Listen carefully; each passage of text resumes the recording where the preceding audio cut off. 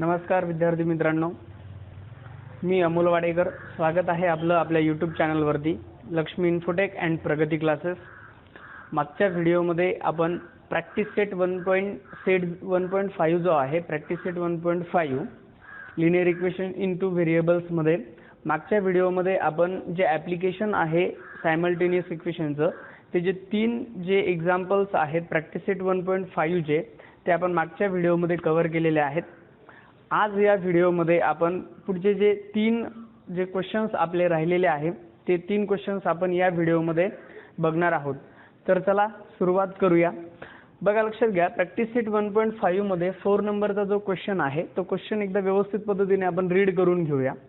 बघा, क्वेश्चन दिलेला आहे, the denominator of a fraction is 4 more than. एक फ्रॅक्शन आहे, एक अपूर्णांक आहे, त्या अपूर्णांकाचा जो डिनॉमिनेटर आहे म्हणजे छेद आहे तो अंशाच्या.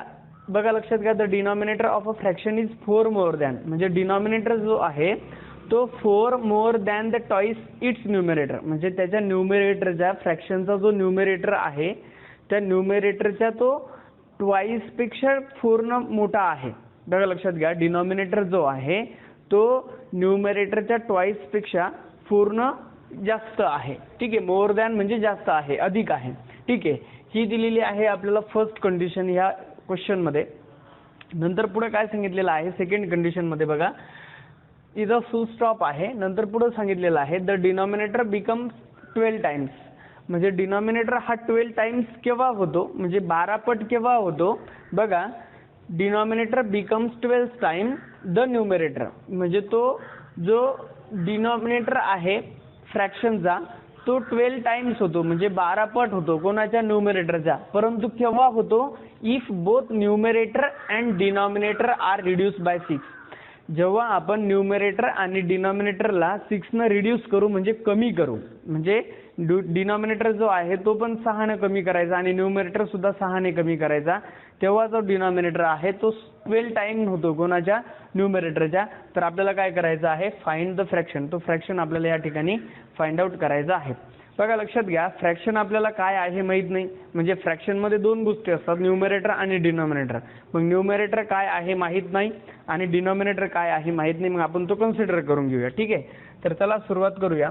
बघा, लक्षात घ्या, या ठिकाणी आपण असं म्हणू शकतो, consider the numerator of a fraction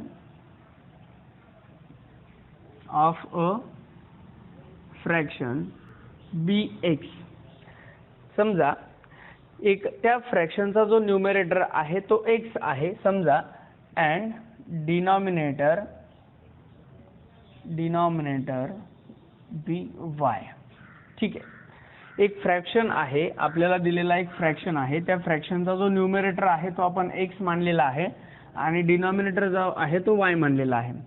मग मला सांगा, जर एखाद्या फ्रॅक्शनचा जर न्यूमरेटर x असेल आणि डिनॉमिनेटर जर y असेल तर तो आपला फ्रॅक्शन काय असेल मग, therefore the required fraction is x upon y. ठीक आहे, आपण न्यूमरेटर काय मानला त्या फ्रॅक्शनचा x मानलेला आहे आणि डिनॉमिनेटर काय मानलेला आहे y. तर आपल्याला जो मिळालेला फ्रॅक्शन असेल तो काय असणार आहे, x अपॉन y. म्हणजे आपल्याला x ची आणि y ची व्हॅल्यू या ठिकाणी फाइंड आउट करायची आहे. अगदी सोपं आहे, फक्त स्टेप बाय स्टेप आणि एक्झाम्पल व्यवस्थित पद्धतीने रीड करून घ्यायचं आहे. ठीक आहे, आता प्रत्येक क्वेश्चन मध्ये 2 आपल्याला कंडिशन्स दिलेल्या असणार आहे. फर्स्ट कंडिशन कुठून आहे, the denominator of a fraction, इथून तर इथपर्यंत. ठीक आहे, the denominator of a fraction is 4 more than the twice it's numerator म्हणजे एका अपूर्णांकाचा जो छेद आहे तो छेद हा न्यूमरेटरच्या ट्वाईस पेक्षा 4 ने अधिक आहे. ठीक आहे, मग आता याला कशा पद्धतीने आपण मॅथमॅटिकली सिम्बॉलिकली कशा पद्धतीने आपण याला डिनोट करणार. बघा, लक्षात घ्या, अकॉर्डिंग टू फर्स्ट कंडिशन जी फर्स्ट कंडिशन आहे आपल्याला दिलेली ती काय आहे. बघा, लक्षात घ्या, the denominator of a fraction. मग डिनॉमिनेटर हा आपण काय कन्सिडर केलेला आहे, y कन्सिडर केलेला आहे. मग y इज इक्वल टू जे दिलेलं आहे ते लिहून घ्यायचं. बघा, लक्षात घ्या, the denominator of a fraction. मग डिनॉमिनेटर काय आहे, फ्रॅक्शनचा y आहे, बरोबर आहे. फ्रॅक्शन इज 4 मोर दॅन 4 ने अधिक आहे, परंतु कोणाच्या, न्यूमरेटरच्या टॉईसनं. मग न्यूमरेटर आपण काय कन्सिडर केला होता, x, त्याच्या टॉईस काय येईल 2x, आणि अजून कितीनं जास्त आहे, अधिक कितीनं आहे, 4 ने अधिक आहे. ठीक आहे, मग हे इक्वेशन आता आपल्याला स्टँडर्ड फॉर्म मध्ये लिहून घ्यायचं आहे. ठीक आहे, हा 2x जशाच्या तसा राहील, y हा तिकडे जाताना राईट साईडला जाताना -y होईल, आणि हा 4 आपल्याला राईट साईडला घ्यावा लागतो, म्हणून हा तिकडे जाताना -4 होईल. म्हणजे आपल्याला इक्वेशन फर्स्ट नंबरचं मिळालेलं आहे 2x - y = -4. ठीक आहे, आता सेकंड नंबरची जी कंडिशन आहे ती काय आहे बघा, लक्षात घ्या. अकॉर्डिंग टू सेकंड कंडिशन,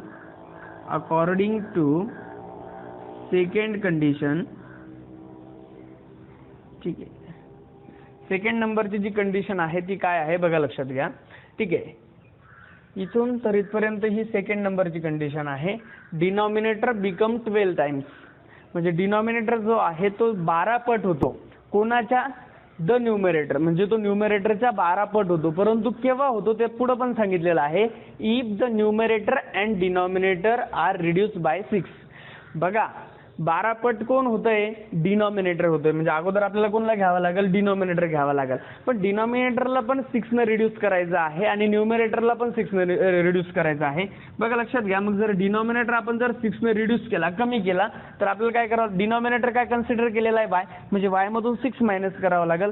म्हणजे डिनॉमिनेटर आता जो मिळालेला जो डिनॉमिनेटर आहे y - 6 हा 12 टाइम्स होतो. कोणाच्या होतो 12 टाइम्स, तो न्यूमरेटरच्या. पण न्यूमरेटरला पण कितीने कमी करायचं आहे, 6 ने कमी करायचं आहे. आता हे सेकंड कंडिशन वरून आपल्याला हे इक्वेशन मिळालेलं आहे. त्याला सॉल्व्ह करून स्टँडर्ड फॉर्म मध्ये लिहायचं आणि फर्स्ट आणि सेकंड इक्वेशन सॉल्व्ह करायचं आहे. ठीक आहे, मग y - 6 हा ॲज इट इज राहील, is equal to 12 into x will be 12x and 12 6 = 72. म्हणजे आपल्याला आन्सर मिळालेला आहे y - 6 is equal to 12x - 72. आता हे जे इक्वेशन मिळालेलं आहे याला स्टँडर्ड फॉर्म मध्ये लिहा. 12x ॲज इट इज राहील, so 12x as it is, y left साईडला प्लस मध्ये आहे, राईट साईडला जाताना मायनस मध्ये जाईल. हा 72 ॲज इट इज मायनस, आणि हा जो 6 आहे मी जसं तसा इकडे ठेवलेला आहे. ठीक आहे, मग आता पुढचं जे इक्वेशन बनणार आहे ते कसं बनेल लक्षात घ्या. ठीक आहे, 12x मायनस y, आता जो कॉन्स्टंट आहे हा -72, हा आपल्याला कुठे न्यावा लागेल, राईट साईडला न्यावा लागेल. म्हणजे हा -6 ॲज इट इज, आणि हा जो -72 आहे इकडे मायनस मध्ये आहे, तो राईट साईडला जाताना प्लस मध्ये जाईल. म्हणजे तो होऊन जाईल इकडे +72. आता इक्वेशन कसं बनेल लक्षात घ्या. 12x - y is equal to 72 आणि 6 यांच्या दोघांची सबट्रॅक्शन होणार आहे, कारण दोघांचे साइन अनइक्वल आहेत, म्हणजे वेगळे वेगळे आहे. 72 मधून 6 गेल्याच्या नंतर आन्सर इज 66. ओके, आणि आलेल्या उत्तराला मोठ्या संख्येचं चिन्ह. म्हणजे इक्वेशन आपल्याला सेकंड नंबरचं मिळालेलं आहे 12x - y is equal to 66. ठीक आहे, आता बघा लक्षात घ्या, या ठिकाणी काय आहे, आपण या ठिकाणी एक y जो हा व्हेरिएबल, हे इक्वेशन फर्स्ट नंबरचं आणि हे इक्वेशन सेकंड नंबरचं, दोघांचा एकत्रितपणे विचार करा, म्हणजे ते झालं सायमल्टेनियस इक्वेशन. आपल्याला व्हॅल्यू काढायची आहे x आणि y ची. ठीक आहे, मग आता लक्षात घ्या, आपण या ठिकाणी इलिमिनेशन मेथडचा वापर करणार आहोत. मग y या ठिकाणी मायनस आहे आणि या ठिकाणी सुद्धा y मायनस आहे. ॲडिशन केली तर -y -2y होऊन जाईल, म्हणजे इलिमिनेट व्हायच्या ऐवजी तो ॲड होऊन जाईल. मग आता लक्षात घ्या, या ठिकाणी आपण ॲडिशन करू शकत नाही, म्हणजे आपल्याकडे उरलेला ऑप्शन आहे सबट्रॅक्शनचं. मग आपण काय करणार, इक्वेशन सेकंड जे आहे ते सबट्रॅक्ट करणार इक्वेशन फर्स्ट मधून. मग कशा पद्धतीने लिहिणार या ठिकाणी बघा, subtract equation second from equation second, subtract करायचं आहे फ्रॉम इक्वेशन फर्स्ट. ठीक आहे, मग आता इक्वेशन फर्स्ट काय आहे, 2x - y is equal to -4. ठीक आहे, आणि सेकंड नंबरचं इक्वेशन आहे 12x - y is equal to +66. आता ज्या वेळेसही आपण दोन इक्वेशनला सबट्रॅक्ट करतो त्यावेळेस खालच्या पोझिशनला जी इक्वेशन असणार आहे त्याची साइन चेंज होणार.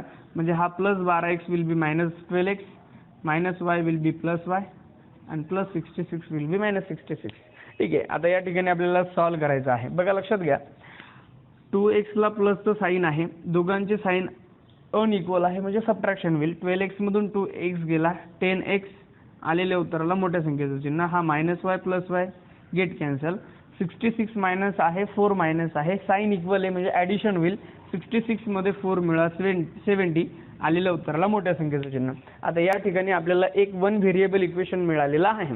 ठीक आहे, आता या ठिकाणाहून आपण x ची व्हॅल्यू इझिली फाइंड आउट करू शकतो.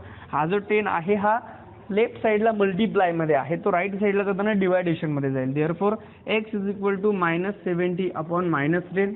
Therefore x is equal to minus minus become plus, 10 7 70. So x ची जी व्हॅल्यू आपल्याला या ठिकाणी मिळालेली आहे ती आहे 7. आता आपल्याला आणि x म्हणजे आपण काय कन्सिडर केला होता न्यूमरेटर, आता आपल्याला फाइंड आउट करायचं आहे डिनॉमिनेटर. ठीक आहे, मग आता या ठिकाणी तुम्ही काय करू शकता, x ची जी व्हॅल्यू आहे ती इक्वेशन फर्स्ट मध्ये किंवा सेकंड मध्ये सबस्टिट्यूट करा, म्हणजे आपल्याला या ठिकाणी y ची व्हॅल्यू मिळून जाईल. ठीक आहे, मग आपण या ठिकाणी कशा पद्धतीने लिहिणार बघा. ठीक आहे, substitute x is equal to 7 in equation first. ठीक आहे, इक्वेशन फर्स्ट मध्ये x ची जी व्हॅल्यू 7 आहे ती सबस्टिट्यूट करा. ठीक आहे, मग आता फर्स्ट नंबरचं इक्वेशन काय आहे, 2x minus y is equal to -4. ठीक आहे, आता x ची व्हॅल्यू 7 सबस्टिट्यूट करायची आहे. Therefore 2 as it is, x हा 7 आहे, minus y is equal to -4. 2 7 14 minus y is equal to -4. ठीक आहे, आता या ठिकाणाहून आपल्याला y ची व्हॅल्यू फाइंड आउट करायची आहे. सो जो 14 आहे तो लेफ्ट साइडला प्लस मध्ये आहे, राईट साइडला जाताना तो मायनस मध्ये जाईल. So here will be minus y is equal to -4 आणि हे -14. Therefore -y is equal to -18. But -y ला जर आपण +y केलं तर -18 सुद्धा काय होऊन जातील, +18 होऊन जातील. म्हणजे आपल्याला जो y मिळालेला आहे तो आहे 18. म्हणजे आपल्याला या ठिकाणी जो फ्रॅक्शन मिळालेला आहे, therefore the required fraction is काय होता तो, x अपॉन y. आता x ची जी व्हॅल्यू आलेली आहे ती आहे 7 आणि y ची जी व्हॅल्यू आलेली आहे ती आहे 18. म्हणजे आपल्याला फ्रॅक्शन मिळालेला 7 अपॉन 18. अशा पद्धतीने आपण हे इझिली एक्झाम्पल सॉल्व्ह करू शकत होतो. ठीक आहे, लिहायचं असेल तर स्क्रीनशॉट घेऊन टाका. बघूया लगेच फिफ्थ नंबरचं example. Okay,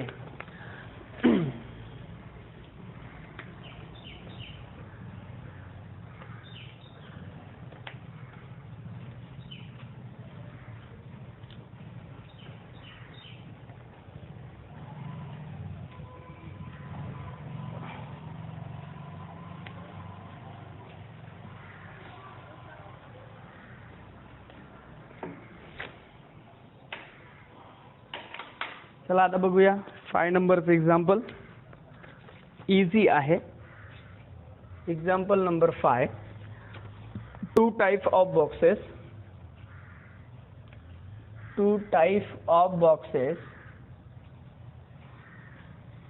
A, B are to be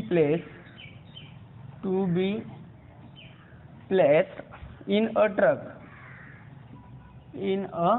truck having a capacity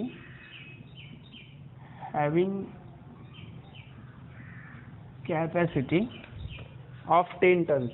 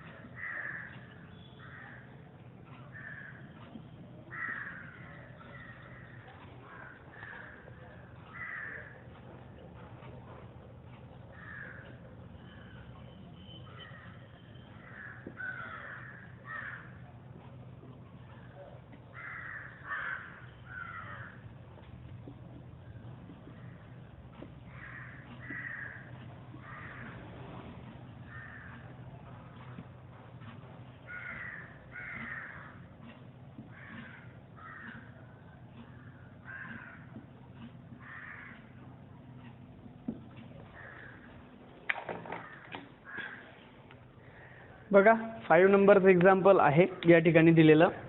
2 type of boxes म्हणजे 2 प्रकारचे खोके आहे. एक आहे ए प्रकारचा आणि दुसरा आहे बी प्रकारचे. असे 2 वेगवेगळे खोके आहेत. To be place in a truck. ठीक आहे. ए प्रकारचं एक वेगळं खोकं आहे आणि बी प्रकारचं एक वेगळं खोकं आहे. 2 बॉक्स आहेत. ते 2 बॉक्स कशामध्ये ठेवायचे आहे म्हणजे वेगवेगळे बॉक्स आहे. ए प्रकारचे काही बॉक्स आहेत आणि काही बॉक्स बी प्रकारचे आहेत. Are to be placed in a truck आणि ते ट्रकमध्ये टाकलेले आहेत. Having a capacity of 10 tons आणि त्या ट्रक्सची जी कॅपॅसिटी आहे ती 10 टनाची आहे म्हणजे 10 टन्सची आहे. बघा आता फर्स्ट कंडिशन बघा काय ठिकाणी दिलेली आहे. या ठिकाणी फर्स्ट कंडिशन दिलेली आहे व्हेन 150 बॉक्सेस ऑफ टाईप ए म्हणजे ए प्रकारचे जे बॉक्स आहेत ते किती टाकायचे आहे ट्रकमध्ये 150 अँड 100 बॉक्सेस ऑफ टाईप बी आणि जे बी टाईपचे जे बॉक्स आहेत ते ट्रकमध्ये किती टाकायचे आहेत 100 टाकायचे आहेत. Are loaded in a truck आणि ते काय करायचे ट्रकमध्ये टाकायचे आहेत. इट वेट 10 टन्स आणि ते जर कधी म्हणजे या ठिकाणी लक्षात घ्या फर्स्ट कंडिशन काय दिलेली आहे. जर ए प्रकारचे 150 बॉक्स आणि बी प्रकारचे जर 100 बॉक्स जर ट्रकमध्ये भरले तर त्या ट्रकची जी कॅपॅसिटी जेवढी होती 10 टनाची तेवढी फुल होऊन जाते म्हणजे ते फुल लोड होऊन जातं. ही झाली फर्स्ट कंडिशन आपल्याला दिलेली आहे. आता सेकंड कंडिशन बट पासून स्टार्ट होते. बघा बट पासून सेकंड कंडिशन काय दिलेली आहे. बट 260 बॉक्सेस ऑफ टाईप ए जर किंवा परंतु जर आपण ए प्रकारचे जर कधी बॉक्स 260 जर टाकले त्या ट्रकमध्ये ही फर्स्ट कंडिशन आहे. सेकंड कंडिशन दिलेली आहे जर 260 बॉक्स जर ए प्रकारच्या बॉक्सचे जर आपण टाकले तर बघा पुढे सांगितलेले type A are loaded in the truck it can still accommodate 40 boxes of type B म्हणजे जर आपण त्या ट्रकमध्ये ए प्रकारचे जर बॉक्स 260 टाकले तर ती ट्रक फुल भरण्यासाठी किंवा फुल लोड होण्यासाठी फक्त बी प्रकारचे किती बॉक्स लागतात 40 बॉक्स लागतात. ठीक आहे. So that it fully loaded find the weight of each type of box. आता आपल्याला काय करायचं आहे प्रत्येक टाईपचा जो बॉक्स आहे त्या बॉक्सचं आपल्याला वजन या ठिकाणी काढायचं आहे. आता बॉक्सचं जे वजन आहे ते आपण किलोग्रॅम मध्ये काढणार आहोत. ठीक आहे. आणि आपल्याला या ठिकाणी जे ट्रकचं जे टोटल वेट दिलेलं आहे ते आपल्याला दिलेलं आहे या ठिकाणी ट्रकचं जे वजन दिलेलं आहे ते दिलेलं आहे 10 टन्स. ठीक आहे. आता त्या टन जो टन दिलेला आहे आपल्याला त्या टनावरून आपल्याला किलोग्रॅम वरती यायचं आहे. बघा आता या ठिकाणी कशा पद्धतीने सॉल्व्ह करणार आहे इक्वेशनला. बघा आता ए टाईपचा जो बॉक्स आहे त्याचा आपण वेट जो आहे ते x kg कन्सिडर करू आणि बी टाईपचा जो बॉक्स आहे त्याचं वेट आपण y kg कन्सिडर करू. ठीक आहे. मग या ठिकाणी कशा पद्धतीने लिहिणार बघा consider the weight of A type box be x kg. ठीक आहे. ए टाईपचा जो बॉक्स आहे त्याचं आपण वेट काय कन्सिडर केलं x kg and the weight of B type box be y kg. ठीक आहे. आपण ए टाईपचा जो बॉक्स आहे त्याचं वेट आपण x kg कन्सिडर केलं आणि बी टाईपचा जो बॉक्स आहे त्याचं वेट आपण y kg कन्सिडर केलं. ठीक आहे. आता बघा लक्षात घ्या या ठिकाणी आपल्याला काय दिलेलं आहे फर्स्ट कंडिशन. बघा according to the first condition equation कशा पद्धतीने बनेल बघा अकॉर्डिंग टू फर्स्ट कंडिशन पहिली अट जी आहे ती काय आहे बघा अगदी सोपं आहे. एका बॉक्सचं जर वजन x kg असेल तर 5 बॉक्सचं वजन 5x असेल. ठीक आहे. एका बॉक्सचं जर वेट x kg असेल तर 5 बॉक्सचं वेट 5x बरोबर आहे. 10 बॉक्सचं वेट 10x बरोबर आहे. तशाच पद्धतीनं काय सांगितलेलं आहे बघा फर्स्ट कंडिशन काय दिलेली आहे व्हेन 150 बॉक्सेस ऑफ टाईप ए म्हणजे टाईप ए जे बॉक्स आहे ते किती लोड करायचे आहे ट्रकमध्ये 150 म्हणजे त्या टाईप ए बॉक्सचं टोटल वेट किती होऊन जाईल 150x बरोबर आहे, ठीक आहे. आणि बघा आता या ठिकाणी मी प्लसचं साईन लिहिणार आहे. बरं, प्लसचं साईन का? कारण की ए टाईपचे बॉक्स आणि प्लस बी टाईपचे बॉक्स दोघांचे ॲडिशन केल्याच्या नंतरच ट्रक फुल लोड होणार आहे, ठीक आहे. म्हणून या ठिकाणी प्लसचं साईन आलं. आणि नंतर पुढे काय सांगितलेलं आहे, आणि 100 बॉक्सेस ऑफ अ टाईप बी, आणि टाईप बीचे जे बॉक्स आहे त्याचं जे टोटल बॉक्स किती आहे 100 आहे, म्हणजे त्याचं वेट काय होऊन जाईल 100x, 100y, कारण की बी टाईपच्या बॉक्सचं वेट आपण y कन्सिडर केलेलं आहे. So 100y. आता एक लक्षात घ्या, इज इक्वल टू किती 10 टन्स, बरोबर आहे. फुल लोड होऊन जाते एवढ्या याच्यामध्ये, म्हणजे ते काय येणार 10 टन्स. परंतु एक लक्षात घ्या, आता आपल्याला टन वरून आपल्याला कुठं जायचं आहे, केजी मध्ये जायचं. आता ही टनावरूनची कन्सेप्ट केजी वरती कशी असते आता एकदा व्यवस्थित पद्धतीने समजून घेऊया. बघा लक्षात घ्या, या ठिकाणी सपोज 1 टन जो असतो, ठीक आहे, 1 टन जो असतो, 1 टन हा इक्वल असतो 10 क्विंटलच्या, ठीक आहे. 1 टन जो आहे तो इक्वल असतो 10 क्विंटलच्या. बरं, तो आता क्विंटल म्हणजे किती केजी, तर लक्षात घ्या मित्रांनो, 1 क्विंटल म्हणजे 100 केजी, ठीक आहे. आता बघा लक्षात घ्या, 1 क्विंटल म्हणजे 100 केजी. बघा मग आता 1 क्विंटल म्हणजे 100 केजी, तर 10 क्विंटल म्हणजे किती येईल, किती केजी येईल. बघा 1 क्विंटल म्हणजे 100 केजी, तर 10 क्विंटल जे आहे ते किती येईल, 10 ला कितीने मल्टिप्लाय करा, कारण क्विंटलचं केजी मध्ये करण्यासाठी कितीने मल्टिप्लाय करावं लागेल 100 म्हणजे 10 क्विंटल किती झालं 1000 केजी. आता 10 क्विंटल म्हणजे किती टन, 1 टन. 10 क्विंटल म्हणजे 1 टन, मग 1 टन म्हणजे किती केजी झालं, सरळ 1 टन म्हणजे 1000 केजी, ठीक आहे. मग आपल्याला किती टन पाहिजे, 10 टन, बरोबर आहे, म्हणजे 10 टन्स, ठीक आहे. तर 10 टन्स म्हटल्यानंतर कितीने मल्टिप्लाय करावं लागेल, 1000 मल्टिप्लाइड बाय 10, म्हणजे या ठिकाणी केजी होऊन जाईल. मग 1000 न जर आपण 10 ला मल्टिप्लाय केलं तर आपला आन्सर येईल 10,000 केजी, ठीक आहे. अशा पद्धतीनं आपल्याला टन वरून केजी वरती जायचं आहे. मग आपण या ठिकाणी लिहू शकतो, बघा, therefore 150x plus 100y is equal to 10,000 kg, ठीक आहे. 10,000 केजी. एक लक्षात घ्यायचं, या ठिकाणी तुम्ही असं लिहू शकता, जे रिझन आहे ते अशा पद्धतीने लिहू शकता, 10 tons is equal to 10,000 kg, ठीक आहे. अशा पद्धतीने या ठिकाणी तुम्हाला लिहायचं आहे. ओके, बघा आता लक्षात घ्या, मग आता सेकंड कंडिशन वरून इक्वेशन, आता फर्स्ट एकदा याला सॉल्व्ह करून घेऊया आपण. नंबर्स जे कोइफिशियंट आहेत ते खूप ग्रेटर आहेत, ठीक आहे. मग आता आपल्याला या ठिकाणी काय करायचं आहे, आपण जर या ठिकाणी बघितलं तर आपण प्रत्येक टर्मला काय करू शकतो, 10 न डिवाइड करू शकतो, ठीक आहे. मग या ठिकाणी काय लिहिणार, dividing each term of above equation by 10 we get, ठीक आहे. वर दिलेल्या इक्वेशनला जर आपण 10 ने डिवाइड केलं तर आपल्याला काय मिळेल, बघा लक्षात घ्या, ठीक आहे. 150x divided by 10 plus 100y upon 10 is equal to 10,000 upon 10, ठीक आहे. So 0 0 get cancel, 0 0 get cancel, 0 0 get cancel. आता मिळालेला आहे 15x plus 10y is equal to 1000, ठीक आहे.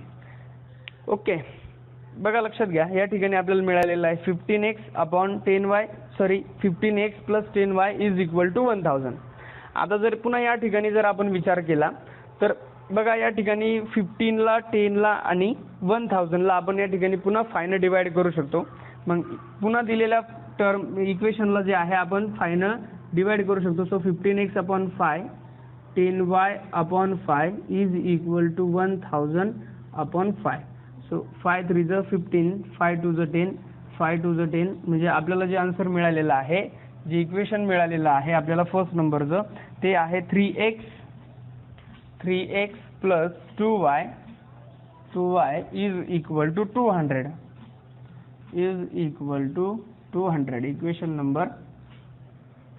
इक्वेशन नंबर फर्स्ट, ठीक आहे. इक्वेशन नंबर याला आपण फर्स्ट कन्सिडर करूया, ठीक आहे.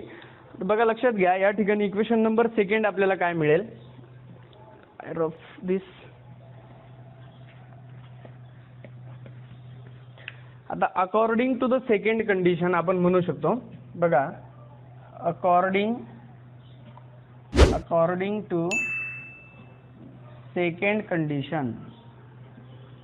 ठीक आहे, आता सेकंड कंडिशन काय आहे, आपल्याला काय करायचं आहे, 260 बॉक्स जे आहेत टाईप ए चे, आणि हे जर आपण ट्रकमध्ये लोड केले तर बी टाईपचे जे बॉक्स आहे ते फक्त 40 त्यामध्ये लागतात. ठीक आहे, मग आपण या ठिकाणी कसं लिहू शकतो, बघा 260x टाईप एचं जे बॉक्स आहे ते 260 आहे, तर 40 बॉक्स लागतील फक्त बी टाईपचे, तर ते टोटली काय होऊन जाईल, फुल लोड होऊन जाईल, म्हणजे जे वेट आहे ते 10,000 kg राहील. ठीक आहे, मग आता या ठिकाणी सुद्धा आपल्याला काय करायचं आहे, या ठिकाणी सुद्धा आपण 10 न काय करू शकतो, प्रत्येक टर्मला डिवाइड करू शकतो. मग आता कशा पद्धतीने डिवाइड करणार, 260x upon 10 plus 40y upon 10 is equal to 10,000 upon 10. So 0 0 get cancel, 0 0 get cancel, 0 0 get cancel. Answer आला आहे 26x plus 4y is equal to 1000. आता जर तुम्ही पुन्हा व्यवस्थित जर बघितलं तर पुन्हा या इक्वेशनला आपण 2 न डिवाइड करू शकतो. ठीक आहे, मग या ठिकाणी 26 upon 2 plus 4y upon 2 is equal to 1000 upon 2. So 2 1 2, 2 3 6, 2 2 4, 2 5 10, म्हणजे 500. इक्वेशन मिळालं 13x plus 2y is equal to 500. ठीक आहे, म्हणजे हे इक्वेशन नंबर मिळालेला आहे आपल्याला सेकंड नंबरचं. आता इक्वेशन फर्स्ट आणि इक्वेशन सेकंड सॉल्व करून आपल्याला x आणि y च्या व्हॅल्यू या ठिकाणी फाइंड आउट करायच्या आहेत. ठीक आहे, मग आता आपण या ठिकाणी काय करू शकतो, इक्वेशन x आणि y ची व्हॅल्यू काढण्यासाठी कोणतं व्हेरिएबल आपण पटकन इलिमिनेट करू शकतो. बघा लक्षात घ्या, इक्वेशन फर्स्ट हे आहे आणि इक्वेशन सेकंड हे आहे. इथे जर बघितलं तर y चा जो कोइफिशियंट आहे तो आहे 2, आणि या ठिकाणी सुद्धा y चा जो कोइफिशियंट आहे तो आहे 2. ठीक आहे, मग जर दोघांची जर आपण सबट्रॅक्शन केली तर 2y हे कॅन्सल होऊन जातील, म्हणजे आपल्याला x ची व्हॅल्यू या ठिकाणी मिळेल. ठीक आहे, so we will subtract equation second from equation first. ठीक आहे, इक्वेशन सेकंड जो आहे तो फर्स्ट मधून आपल्याला सबट्रॅक्ट करायचा आहे. मग इक्वेशन फर्स्ट काय आहे, so 3x plus 2y is equal to 200 and 13x plus 2y is equal to 500.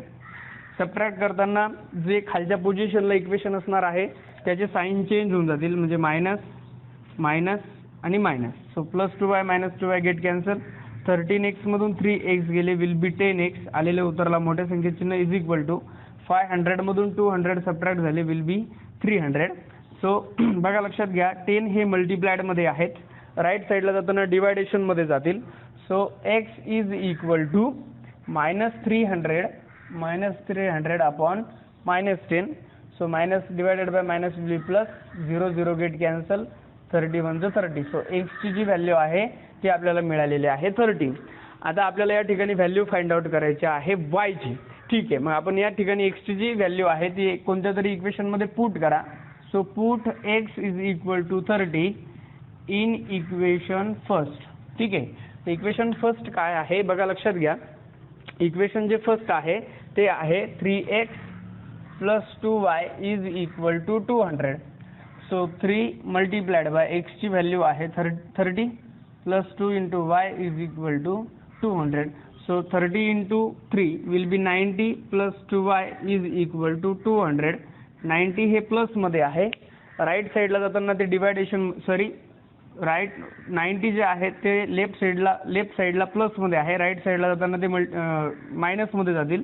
So 2y is equal to 200 minus 90. Therefore 2y is equal to 110. ठीक आहे, 200 मायनस 90 विल बी 110. आता या ठिकाणी y ची value find out करायची आहे. Therefore y is equal to 110 upon 2. So y is equal to 2 5 10 carry 1 and 2 5 10. So y ची जी value आपल्याला या ठिकाणी मिळालेली आहे ती आहे 55. बघा लक्षात घ्या, आपल्याला आपण जे एक्स आहे ते कोणत्या बॉक्सचं वजन वेट कन्सिडर केलं होतं, ए टाईपच्या बॉक्सचं, आणि बी टाईप जो आहे त्याचं जे वेट आहे ते आपण वाय कन्सिडर केलं होतं. म्हणजे आपल्याला जे या ठिकाणी वेट मिळालेलं आहे टाईप ए बॉक्सचं ते आपल्याला मिळालेलं आहे 30 kg, आणि बी टाईपचा जो बॉक्स आहे त्याचं वेट मिळालेलं आहे 55 kg. बघा लक्षात घ्या. मग आपण या ठिकाणी कसं लिहिणार, the weight of therefore the weight of type A box is 30 kg and the weight of type B box is 55 kg. अशा पद्धतीने आपण हे एक्झाम्पल सॉल्व करू शकतो. तर चला मित्रांनो बघूया शेवटचा प्रश्न या प्रॅक्टिस सेट 1.5चा. जो लास्ट क्वेश्चन आहे या प्रॅक्टिस सेट 1.5चा तो असा आहे, आउट ऑफ 1900 किलोमीटर म्हणजे टोटल 1900 किलोमीटर अंतर आहे. विशाल ट्रॅव्हल सम डिस्टन्स बाय बस. विशालनं काय केलं, काही अंतर हा बसने कापलं, म्हणजे 1900 किलोमीटर अंतरापैकी तो काही किलोमीटर अंतर हा बसने गेला. अँड सम बाय एरोप्लेन, आणि तो काही डिस्टन्स किंवा काही अंतर तो कशाने गेला, विमानाने गेला. Bus travels with the average speed of 60 km/h. आणि बसची जी ॲव्हरेज स्पीड होती, जो वेग होता बसचा, सरासरी बसचा जो वेग होता तो होता 60 km/तास. And the average speed of aeroplane is 700 km/h. आणि जो विमानाचा जो ताशी वेग होता, ठीक आहे, सरासरी जो वेग होता ताशी वेग तो होता 700 km/h. It takes 5 hours to complete the journey. आणि त्यानं काय केलं माहिती का, की टोटल 1900 किलोमीटरचा जो प्रवास त्यानं केलेला आहे, काही किलोमीटर प्रवास त्याने बसनं केला आणि काही किलोमीटरचा प्रवास त्याने विमानाने केला. तर दोन प्रवास करण्यासाठी बसने काही अंतर कापण्यासाठी आणि विमानाने काही अंतर कापण्यासाठी टोटल 1900 किलोमीटरचा जो जर्नी जो प्रवास त्याने केलेला आहे, तर त्याच्यासाठी एकूण 5 तास त्याला लागलेले आहेत. तर आपल्याला पुढे विचारलेलं आहे, find the distance Vishal travel by bus. तर विशालनं किती किलोमीटर अंतर बसनं कापलेलं आहे हे आपल्याला या ठिकाणी या प्रश्नामध्ये विचारलेलं आहे. अगदी सोपा क्वेश्चन आहे. आपण या ठिकाणी असं करू शकतो की विशालनं x किलोमीटर अंतर हे बसनं कापलं आणि y किलोमीटर अंतर हे एरोप्लेननं कापलं, असं आपण या ठिकाणी गृहीत धरू शकतो. मग आपण या ठिकाणी कसं लिहिणार, बघा जे सोल्युशन आहे या इक्वेशनचं ते कशा पद्धतीने असेल, consider Vishal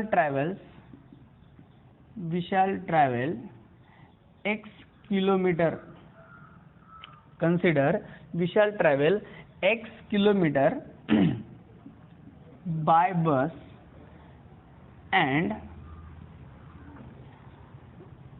y kilometre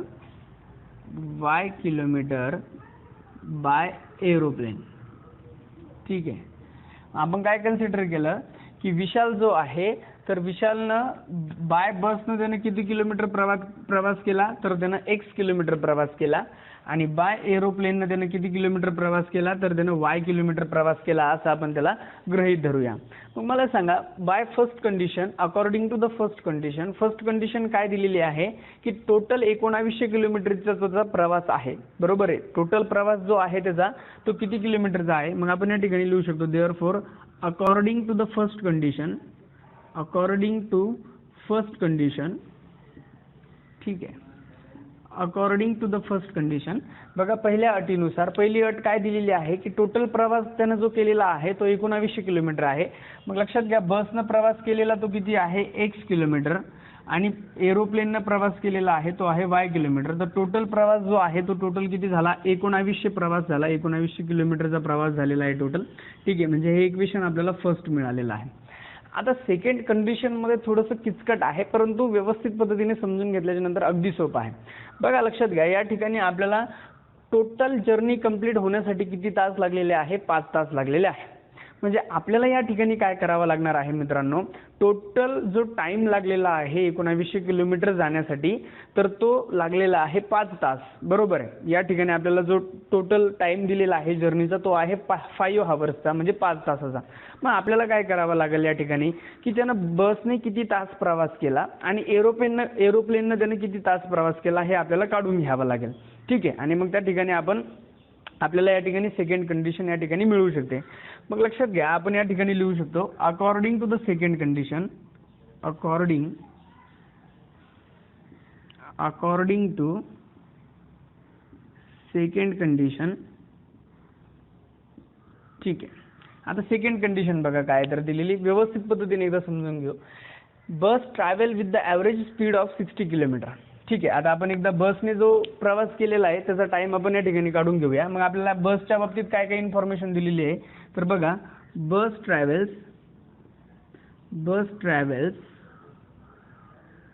with average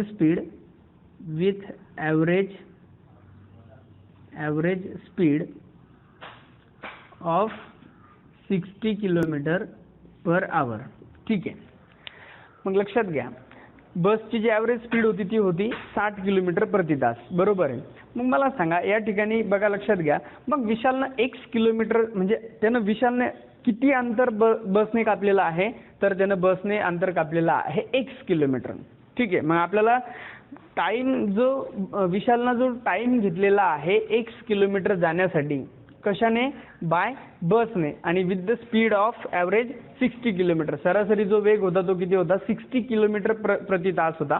ठीक आहे. मग आपण या ठिकाणी काय लिहू शकतो, ठीक आहे, time taken by Vishal, time taken by Vishal to travel x kilometre. ठीक आहे. मग x किलोमीटर चालण्यासाठी विशालनं जो टाइम घेतलेला आहे तो आपल्याला या ठिकाणी काढायचा आहे. ठीक आहे. मग आपल्याकडे एक फॉर्म्युला आहे टाइमसाठी, बरोबर आहे. आपल्याकडे एक फॉर्म्युला आहे, काय आहे, speed is equal to distance upon time. परंतु मित्रांनो लक्षात घ्या, आपल्याला टाइम फाइंड आउट करायचा आहे. आपल्याला काय शोधायचं आहे, आपल्याला टाइम शोधायचा आहे. मग आपण या ठिकाणी या फॉर्म्युल्याला कसं तयार करू शकतो, so time is equal to distance upon speed.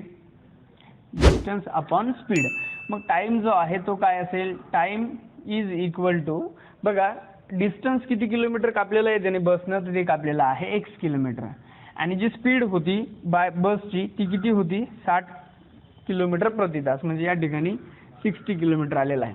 मग टाइम टेकन बाय बस किती म्हणता येईल आपल्याला या ठिकाणी, therefore time taken by bus.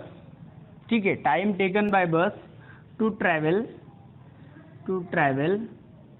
x kilometre is x upon 60. ठीक आहे. किती टाइम घेतला, x अपॉन 60 हा टाइम घेतलेला आहे. सेम ॲज इट इज हीच प्रोसेस आपल्याला कोणासोबत करायची आहे, तर एरोप्लेनसाठी करायचं आहे. मग आपण या ठिकाणी कसं लिहिणार बघा, एरोप्लेन, नाव आपण असं म्हणू शकतो, now aeroplane travels with average speed of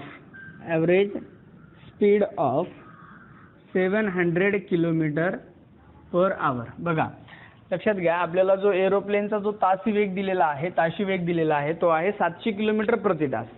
मग आपण या ठिकाणी काय म्हणू शकतो की बा एरोप्लेनची जी स्पीड होती प्रति तासाची ती होती 700 kilometre.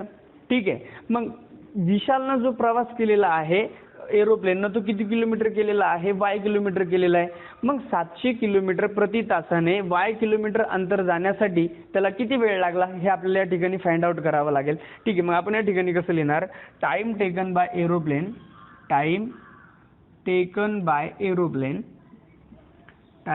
Bye aeroplane to travels y kilometre. ठीक आहे. y किलोमीटर जाण्यासाठी जो टाइम घेतलेला आहे एरोप्लेननं तो किती घेतलेला आहे हे आपल्याला काढायचं आहे. पुन्हा आपल्याकडे ते सूत्र आहे, काय आहे, speed is equal to distance upon time. So we have to find the time now. So टाइमला इकडे घेऊन या आणि स्पीडला पलीकडे घेऊन जा. Therefore formula will become time is equal to distance upon speed. ठीक आहे.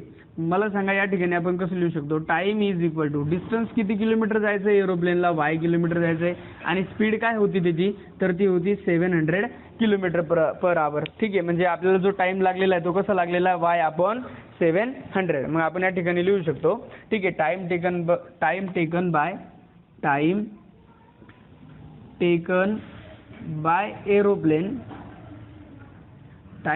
Bye aeroplane to travels y kilometre is.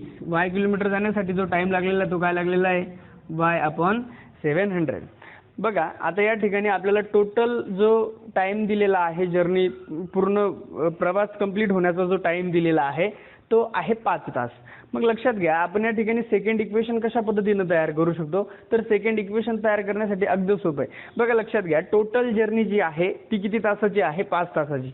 मग टोटल जर्नी जी 5 तासाची आहे त्याच्यामध्ये बसने जो टाइम घेतलेला आहे तो बसने किती टाइम घेतलेला आहे, time taken by bus plus time taken by aeroplane is equal to total journey. बरोबर आहे. बसने जाण्यासाठी जो वेळ लागलेला आहे आणि नंतर एरोप्लेनने जाण्यासाठी जो वेळ लागलेला आहे तो टोटल जर्नी किती तासाची आहे, 5 तासाची. मग आपण या ठिकाणी सेकंड इक्वेशन कसं बनवू शकतो, time taken by bus plus time taken by aeroplane is equal to total time. ठीक आहे. म्हणजे सेकंड इक्वेशन आपण या ठिकाणी बनवणार आहोत.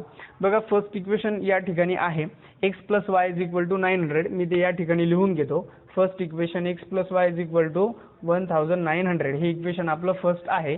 ठीक आहे. याचा स्क्रीनशॉट घेऊन टाका. लगेच आपण पुढचं सेकंड इक्वेशन कसं बनवायचं हे आता या ठिकाणी बघणार आहोत. ठीक आहे.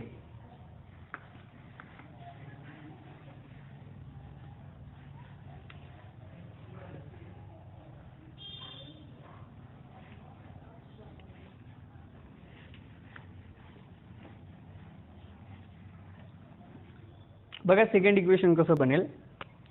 Therefore time taken by bus plus time taken by aeroplane is equal to 5 hours. ठीक आहे. आपण या ठिकाणी 5 आवर्स लिहून घेऊ. ठीक आहे. मग आता या ठिकाणी सेकंड इक्वेशन कसं बनेल, टाइम टेकन बाय बस किती आहे, तर टाइम टेकन बाय बस आहे x/60 आणि प्लस एरोप्लेनने किती टाइम घेतला होता तो होता y/700 इज इक्वल टू 5. आता आपल्याला या ठिकाणी इक्वेशन तयार करायचं आहे. इक्वेशन तयार करण्यासाठी अगदी सोपं आहे. या ठिकाणी तुम्ही LCM मेथडनं पण घेऊ शकतात किंवा क्रॉस मल्टिप्लाय करून पण घेऊ शकतात. जो सोपं जाईल त्या मेथडनं आपण याला सॉल्व्ह करू. ठीक आहे. आता जर कधी याला जर तुम्ही ठरवलं की बा आपण क्रॉस मल्टिप्लाय करू तर 700 into x will B 700x plus 60 into y will be 60y आणि आपण 60 इंटू 700 7×42 आणि वरती 3 0 म्हणजे 42,000 इज इक्वल टू 5. ठीक आहे. अगदी सोपं आहे. क्रॉस मल्टिप्लाय केला एक्सचा आणि 700चा, आन्सर आलं 700x प्लस चिन्ह 60 into Y will be 60y आणि यांच्या दोघांचा डिनॉमिनेटरमध्ये मल्टिप्लाय. 6 7 42 6 7 42 आणि हे 3 0 ॲज इट इज पुढचे जसे तसे इज इक्वल टू 5. आता हा 42,000 जो आहे तो डिवायडेशनमध्ये आहे, 5 पुढे जाताना मल्टिप्लायमध्ये जाईल. म्हणजे इक्वेशन कसं बनेल बघा, 700x plus 60y is equal to 5 multiplied by 42,000. एक लक्षात घ्या बघा, आपण या ठिकाणी 10 ची जर डिव्हिजिबिलिटी अप्लाय केली तर काय होईल, या ठिकाणचा 0 या ठिकाणचा 0 आणि या ठिकाणचा 0 कट होऊन जाईल. म्हणजे आपल्याला इक्वेशन जो मिळेल तो काय मिळेल बघा, 70x plus 6y is equal to 5 multiplied by 4200. ठीक आहे. आता आपल्याला या ठिकाणी इक्वेशन मिळालेलं आहे. या इक्वेशनला अजून आपण एका ठिकाणी सॉल्व्ह करू शकतो. बघा, याच्या युनिट प्लेसला 0 आहे, इथं 6 आहे आणि याच्या पण युनिट प्लेसला 0 आहे. म्हणजे आपण या ठिकाणी काय करू शकतो, प्रत्येक टर्मला 2 ने डिवाइड करू शकतो. मग आपण कसं लिहू शकतो, divides above equation by 2 we gate.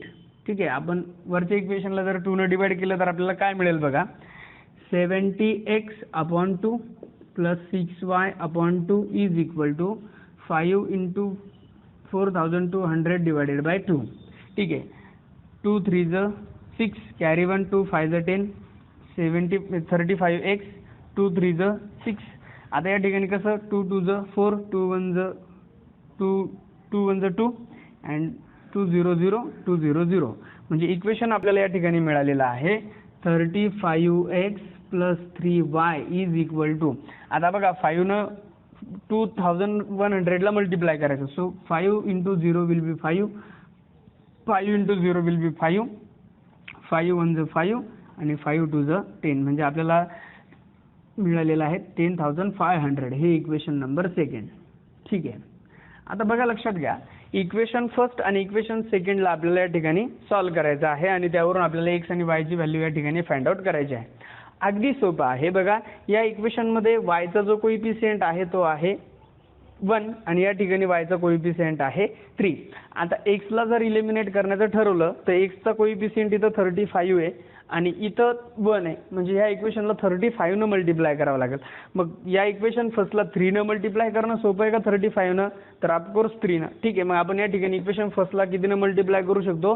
तर ते 3 न मल्टिप्लाय करू शकतो. म्हणजे वायचे कोइफिशियंट कसे होऊन जातील? इक्वल होऊन जातील. ठीक आहे. मग आपण या ठिकाणी काय लिहिणार? Multiplying equation